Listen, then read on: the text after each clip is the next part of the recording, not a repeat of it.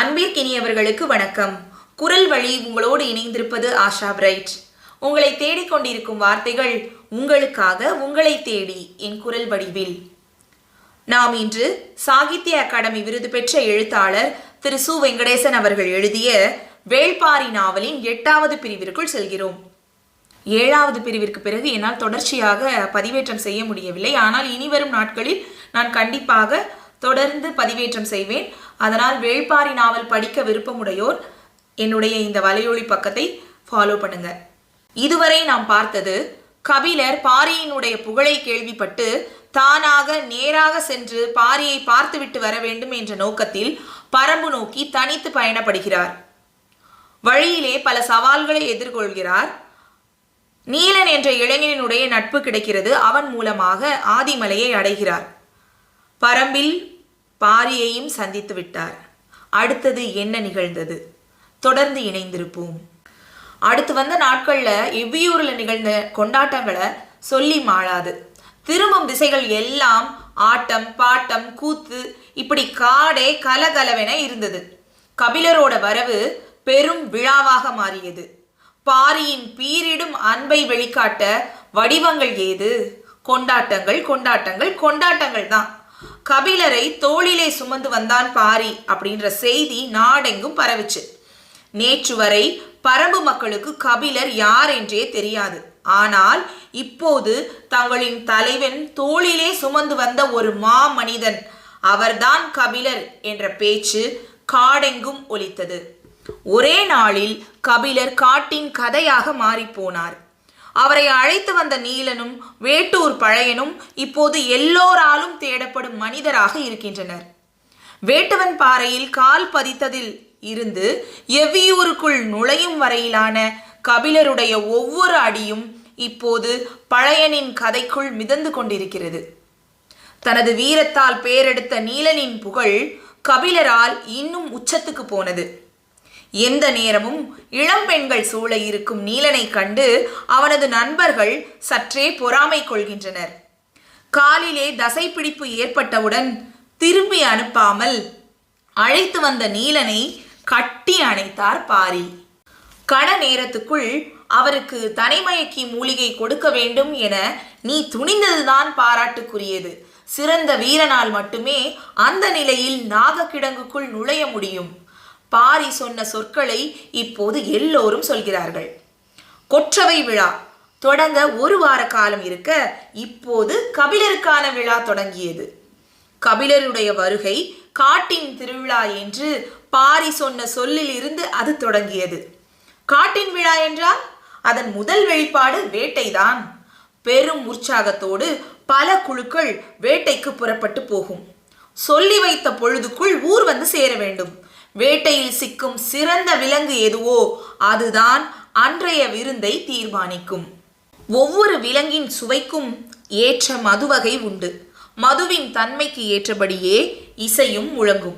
இசைக்கு ஏற்பவே ஆட்டம். அன்றைய ஆட்டத்தின் ஆரம்பம் வேட்டையாடப்படும் விலங்கில் இருந்தே தொடங்குகிறது. அது மானாட்டமா, மயிலாட்டமா, மிளாக்கூத்தா, காட்டெரும்பையின் கொம்பாட்டமா என்பது மதுவோடும் உணவோடும் இசையோடும் ஆட்டத்தோடும் கலந்தது. மான் கறிக்கு ஈச்சங்கள் எடுபடாது. பறவை கறிக்கு தென்னங்கள் பொருந்தாது. ஈனா கெடாரிக்கு 3ஆம் நாள் பணங்கள் தான் சிறந்தது. அத்தி மதுவுக்கும் 60ஆம் கோழியின் கறிக்கும் ஈடு இவ்வுலகில் கிடையாது. 60ஆம் கோழி அகப்படாதா என ஏக்கத்தோடு இருந்தான் பாரி. வேட்டைக்கு போன ஒரு குழுவானது 60ஆம் கோழியை பிடித்து வரும் என 3 நாட்களாக பாரி ஆசையோடு காத்திருக்கிறான். கபிலர் என்னும் பெரும்புலவர் வந்திருக்கிறார். அந்த வருகையை கொண்டாட 60ஆம் கோழியே பொருத்தமானது. பாரியின் ஆசை இன்றாவது நிறைவேற வேண்டும் என எவ்வியூரில் ஒவ்வொருவரின் ஆசையாக இருந்தது. முதல் நாளும் கிடைக்கவில்லை, அடுத்த நாளும் கிடைக்கவில்லை. இந்த செய்தி எங்கும் பரவ பரம்பு நாட்டில் இருக்கும் எல்லா ஊர்களும் காட்டுக்குள் 60ஆம் கோழியை தேடி நாளும் அலைந்தன. பறந்து விரிந்திருக்கும் மாபெரும் காட்டுக்குள் சின்னஞ்சிறு கோழியை கண்டுபிடிப்பதென்ன எளிய செயலா? 60ஆம் கோழி தான் பிடிபடுவதை அதுதான் முடிவு செய்யும் என்பார்கள். பாரி அதன் மீதுதான் நம்பிக்கை கொண்டிருந்தான். எனக்காகவா கேட்கிறேன்? கபிலருக்காக அது இந்நேரம் வந்து அகப்பட்டிருக்க வேண்டாமா என்று ஒரு குழந்தையைப் போல அடம்பிடித்து கொண்டிருந்தான். பாரியின் ஆசையை நிறைவேற்றுவதற்காக பரம்பின் மக்கள் துடியாய் துடித்தனர். இந்த நேரம் 1000 யானைகளை கூட ஓட்டி வந்திருக்கலாம். ஆனால் 60ஆம் கோழி எளிதில் சிக்கிவிடுமா? பாரிக்கு ஏன் புரியவில்லை என்று புலம்பியபடியே காட்டின் இண்டு இடுக்கெல்லாம் விடாமல் தேடினர். விவரம் தெரிந்தவர்கள் புலிகள் நடமாடும் பகுதியை நோக்கி போய்க் கொண்டிருந்தனர். கபிலர் திகைத்து போயிருந்தார். ஒவ்வொரு நாளும் பெரும் விருந்துகளோடுதான் தொடங்குகிறது. மறுநாள் அதைவிட சிறந்த விருந்து அரங்கேறுகிறது. அவர் யவன தேரலை குலசேகர பாண்டியனோடு நாட்கணக்கில் குடித்திருக்கிறார். சேரனோடு பெருவிருந்து உண்டு மகிழ்ந்திருக்கிறார். ரசனையில் சோழனே சிறந்தவன் என கருதுபவர் கபிலர். அவனது விருந்தோம்பல் அவ்வளவு எழில் வாய்ந்ததாக இருக்கும். அவை எல்லாம் அதிகாரத்தாலும் ஆடம்பரத்தாலும் நடப்பவை, செல்வத்தின் திளைப்பில் நடப்பவை. ஆனால் இங்கு நடப்பது முற்றிலும் வேறானது. பாவனைகளும் அலங்காரமும் படியாத மானுட அன்பின் தூய வடிவம். அதே தூய்மையுடன் இருக்கும் ஒருவனால் தான் இதை ஆழ்ந்து தூய்க்க முடியும். மனதின் ஓரத்தில் இருக்கும் அழுக்கு கூட நம்மை வெட்கி தலைகுனிய செய்யும் அளவுக்கு உக்கிரம் ஏறிய பேரன்பு இது. கபிலர் திணறி போனார். அருக நாட்டு சிறுகுடி மன்னன் செம்பனிடம் தான் சொல்லி வந்த வார்த்தைகள் உள்ளத்தை அறுத்து கொண்டிருந்தன. பாரியின் தூய்மையான அன்புக்கு முன் நான் கூனி குறுகியே நிற்கிறேன். நான் அதற்கு தகுதியானவன் அல்ல. அவனது புகழ் மீது ஐயம் கொண்டு அதை கண்டறியவே நான் இங்கு வந்தேன். இதை அவனிடம் சொல்ல வேண்டும் என்று கபிலரின் மனம் தவித்தது. பாரியின் நிழல் போல எந்நேரமும் உடன் நிற்பவன் முடியன், பரம்பின் பெருவீரன். அவனது இடுப்பில் ஒரு பக்கம் வாளும் இன்னொரு பக்கம் மாட்டுக்கொம்பும் தொங்கிக் கொண்டிருந்தன.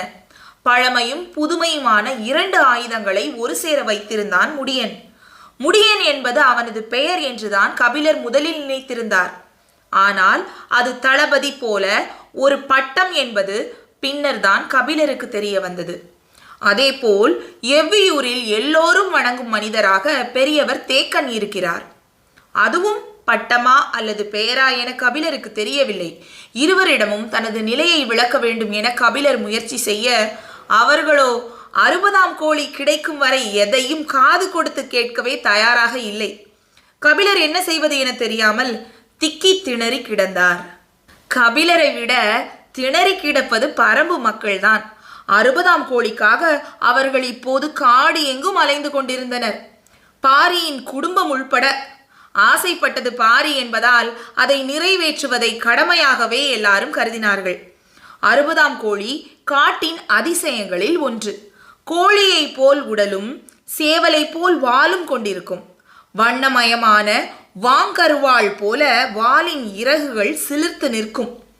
அது 60 நாட்களுக்கு ஒரு முறைதான் முட்டையிடும். அன்னப்பறவை சாவதற்கு முன் ஒரே ஒரு முறை பெரும் குரல் எழுப்பி கூவிவிட்டு செத்து போவதைப் போலதான் இதுவும். சாவதற்கு முன்பு பகல் பொழுதில் சேவலை போல பெரும் குரல் எடுத்து கூவிவிட்டு செத்து போகும். அந்த ஓசைதான் அதை 60ஆம் கோழி என்று அடையாளப்படுத்துவது. ஓசை வந்த பகுதியில் தேடினால் ஏதேனும் ஒரு இண்டு இடுக்குக்குள் செத்து கிடக்கும். 60ஆம் கோழியை தான் முருகன் தனது கொடியில் வைத்திருந்தான். முன்புறம் கோழி போன்றும் பின்புறம் சேவல் போன்றும் அது காட்சியளித்தது. அது முருகனின் மாய வித்தை என பின்னால் வந்தவர்கள் சொல்லிக் கொண்டிருந்த போது எவ்விதான் ஒரு நாள் 60ஆம் கோழியை கண்டறிந்தான். முருகன் கொடியாக வைத்திருந்தது இதுதான் என்பது அவன் சொல்லித்தான் மற்றவர்களுக்கு தெரியும். அந்த கரியின் சுவைக்கு ஈடு இணை இல்லை. முருகனிடம் இருக்கும் ஒன்றின் சுவையை பற்றி தனித்து சொல்ல வேண்டியது இல்லையே. அந்த கோழியின் பெரும் அதிசயம் என்னவென்றால் அதன் கழிவில் இருந்துதான் தீப்புல் முளைக்கும். 4ஆம் நாள் அதிகாலை தென்புற காட்டுக்குள் சரசரவென கீழே இறங்கினான் பாரி. அவனுடன் வீரர்கள் சிலரும் சென்று கொண்டிருந்தனர். புலியின் நடமாட்டம் பற்றிய தகவல் வந்திருக்கலாம். எனவே 60ஆம் கோழி இருக்கும் வாய்ப்பு இருக்கிறது, நாமே செல்வோம் என முடிவெடுத்து பாரி போய்க் கொண்டிருக்கிறான் என்று மற்றவர்கள் நினைத்தனர். சிற்றோடையை தாண்டிய சிறிது தொலைவில் செழித்து வளர்ந்திருந்த கடம்ப மரத்தின் முன்பு நின்றான் பாரி. குறி சொல்லும் வேலன் பூசாரி முன்னரே அங்கு வந்திருந்தார். வீரர்களுக்கு அப்போதுதான் புரிந்தது. சற்று தொலைவில் நின்று முருகனை நோக்கி கை தொழுதனர். தமிழ் நிலத்தில் எஞ்சியிருக்கும் மலை மக்களின் அரசுகள் 22 மட்டுமே. அவற்றுள் முதன்மையாக அறியப்படுவது பரம்பு நாடு. அதன் தலைவன் பாரி. அந்த நாட்டை பற்றி மூவேந்தருக்கும் சமவெளியில் வாழும் மக்களுக்கும் இதுவரை தெரிந்த உண்மைகள் பாணர் பலரால் சொல்லப்பட்டவைதான். தமது வறிய நிலையை போக்க வரும் பாணர் பாரியின் அள்ளித்தரும் வள்ளல் தன்மையையே மீண்டும் மீண்டும் பாடினர். ஆனால் வேளிர்களின் பரம்பு நாடு எத்தகைய வளத்தை கொண்டுள்ளது, அந்த மக்கள் தமது வாழ்வை எப்படி அமைத்துக் கொண்டுள்ளனர், பாரி நடத்தும் ஆட்சியின் தனித்துவம் என்ன என்பது பற்றி எதுவுமே வெளி உலகத்தில் இருப்பவர்களுக்கு தெரியாது. மலை மகன் ஒருவன் ஆளுகிறான், இல்லாதவர்கள் போனால் இல்லை என சொல்லாமல் அள்ளித் தருகிறான் என்றுதான் நினைத்திருந்தார்கள். முதல் முறையாக வயிற்றுப்பாட்டுக்காக அல்லாமல் பாரியையும் அவனது பரம்பு நாட்டையும் அளந்து பார்க்க வேண்டும் என்று முடிவோடு ஒருவர் வந்திருக்கிறார். வெளி உலகின் கண் கொண்டு இந்த நாடு இப்போதுதான் பார்க்கப்படுகிறது. இவர்கள் காட்டின் பழமையான மைந்தர்கள்தான். ஆனால் கால மாற்றத்தின் கரங்களை இறுக பற்றியுள்ளனர். இந்த மண்ணில் இருந்து அழிக்கப்பட்ட எத்தனையோ குலங்களின் கண்ணீரும் இரத்தமும் இவர்களை உருமாற்றியபடி இருக்கின்றன. 10 ஆண்டுகளாக இந்த குலத்தின் தலைவனாக இருக்கிறான் வேள்பாரி. வேளிர்குல வீரன் ஒருவன் எரியும் ஈட்டியை கண்டு வேந்தனே ஆனாலும் விலகி நிற்கும் மனநிலையை உருவாக்கிய மாவீரன் வேள்பாரி. நாடு என்பது அரசும் அரச நியதியும் தான் என விதி செய்பவர்களுக்கு மத்தியில் நாடென்பது அரசரற்ற மக்களின் ஆதி நிலம் என நிலை நிறுத்தி உள்ளான். இந்த நிலத்தில் நடந்து வரும் கபிலருக்கு கண்ணில் படுபவை எல்லாம் வியப்பையே உண்டு பண்ணின. அதிகாரம் உயிர் பெறாத இடத்தில் அன்பு மட்டுமே தழைத்திருக்கும். ஆசை, கோபம், சோகம் எல்லாமே அன்புமயமாக நிகழும் ஓர் உலகின் நிகழ்வை கனவில் கூட காண முடியாதே. அது கண்முன் நடப்பதை கண்டு என்ன செய்வார் கபிலர்? நிலை குலைந்து போனார். கபிலரின் கண்களில் முதலில் பட்டது பரம்பின் தலைநகரான எவ்வியூர். வேட்டூரிலிருந்து நடந்து வரும்போது நீலன் சொன்னான், பாம்பு தச்சன் தான் எவ்வியூருக்கு வடிவம் கொடுத்தவன் என்று. பாம்பு தச்சனா? அது யார் என கேட்டார் கபிலர். பாம்புக்கு வீடு கட்டும் தச்சன் யார் என திரும்பி கேட்டான் நீலன். கரையான் என்றார் கபிலர். கரையான் கட்டியுள்ள புற்றை போல ஆதிமலையின் நடுவில் உள்ள கரும்பாறையை சுற்றி பாறையோடு பாறையாக சற்றே குடைந்து முன்னால் புற்று மண்ணால் சுவர் எடுத்து மரச்சட்டகங்களால் வடிவமைக்கப்பட்ட வீடுகளை கொண்டது எவ்வியூர். கார்காலத்தில் மழை கொட்டி தீர்க்கும். எவ்வளவு பெரிய மழை பெய்தாலும் உச்சியிலிருந்து கீழ் நோக்கி பாய்ந்தோடும் நீர் சிறு துளி கூட தேங்கி நிற்காது. கோடையில் கொடுங்காட்டு தீ பரவினாலும் உள்ளுக்குள் ஏறாது. சுட்ட மண் மழைக்கு உறுதியானது, நெருப்பை உள்வாங்கும். அனல் தாங்காமல் இளகி உருகும். ஆனால் புற்று மண் நெருப்பை ஒட்டவிடாது, விலக்கி கொடுக்கும். நீரும் நெருப்பும் ஒன்றும் செய்துவிட முடியாத ஒரு கட்டுமானம். இவற்றுள் மிக வியக்க வைப்பது எவ்வி கட்டியுள்ள அரண்மனை. அதை நேரில் பார்த்தால்தான் உமக்கு புரியும் என்றான் நீலன். எவ்வியூரை காணும் வரை இதனுடைய வடிவம் கபிலருக்கு பிடிபடவில்லை. உண்மையில் வியப்பு நிரம்பிய கட்டுமானம் தான் இது. இன்னும் அரண்மனையை பார்க்கவில்லை. அதை பற்றி ஒற்றை வரியில் முடித்து கொண்டான் நீலன். பார்த்ததன் வியப்பு பார்க்காததன் மீதே படுகிறது. அவருக்கு அரண்மனையை பார்க்க ஆசைதான். ஆனால் இந்த ஊரில் எந்த தெருவுக்குள் போனாலும் ஆச்சரியத்தின் வழியாக தான் கடக்க வேண்டியிருக்கிறது. பரம்பு நாட்டில் மனிதன் உழைத்து விளைவிக்கக்கூடிய எந்த ஒரு பொருளும் இல்லை. திணை வகைகள், பழ வகைகள், காய்கறி வகைகள் எல்லாம் இயற்கையில் தாமாக விளைகின்றன.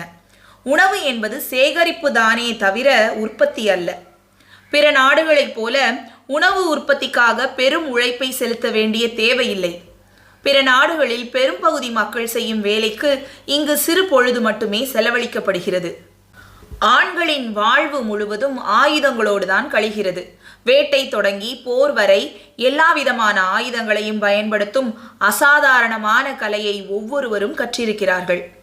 8 வயதில் காடு அறிந்து வர வீட்டை விட்டு காட்டுக்குள் அனுப்பப்படும் சிறுவர் அதன் பிறகு மாவீரராக தான் குடில் திரும்புகின்றனர்.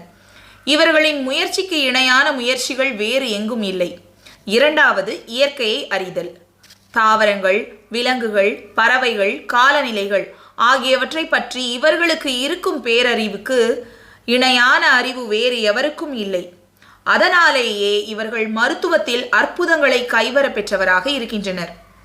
மருத்துவம் கைவர பெற்றதாலேயே வீரத்தின் எல்லையை இன்னும் கூட்டுகின்றனர்.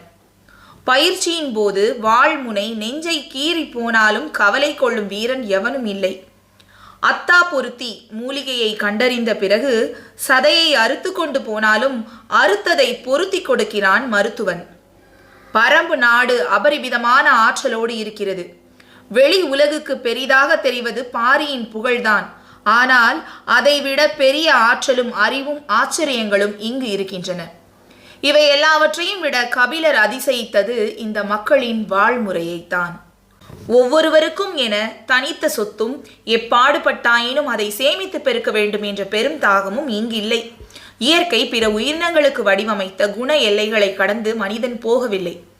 மழை வந்ததும் செழிப்புற தழைத்து, வெயில் காலத்தில் வாடி துவண்டு, மலரும் போது நறுமணம் வீசி, கனியும் போது அள்ளி வழங்கி, உதிரும் போது ஓசையின்றி மண்ணில் மக்கி தம்மை உரமாக்கியபடி பயணத்தை முடித்து கொள்ளும் இந்த வாழ்க்கை கபிலரை மண்டியிட்டு வணங்க வைத்தது. கடம்ப மரத்தின் முன் மண்டியிட்டு வணங்கிய பாரி நீண்ட நேரம் கழித்தே எழுந்தான். வேலன் பூசாரி குறி சொன்ன வார்த்தைகள் எவையும் அவனது காதுகளில் விழவில்லை. அவன் முருகனை வணங்கி நின்றான். ஆனால் அவன் மனம் வணங்கவில்லை. அவனுக்கு இருந்தது கோபம். அதை தெரிவிக்க வேண்டும் என்பதற்காகவே இறங்கி வந்தான். காற்றின் அசைவின்றி இறுகி நின்றது கடம்ப மரம்.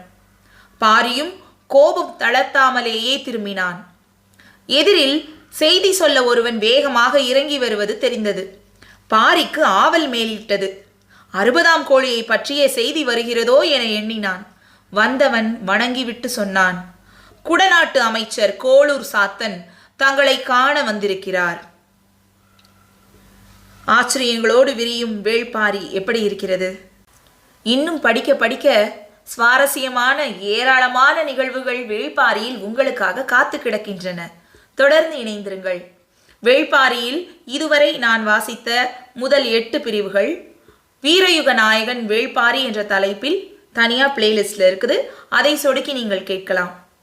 வேள்பாரி போன்ற கதைகளை கேட்பதற்கு என்னுடைய வலையொலி பக்கத்தை சப்ஸ்கிரைப் பண்ணுங்க, லைக் பண்ணுங்க, உங்களுடைய நண்பர்களோடையும் பகிர்ந்து கொள்ளுங்கள். தொடர்ந்து இணைந்திருப்போம், மகிழ்ந்திருப்போம், நிறைந்திருப்போம். நன்றி.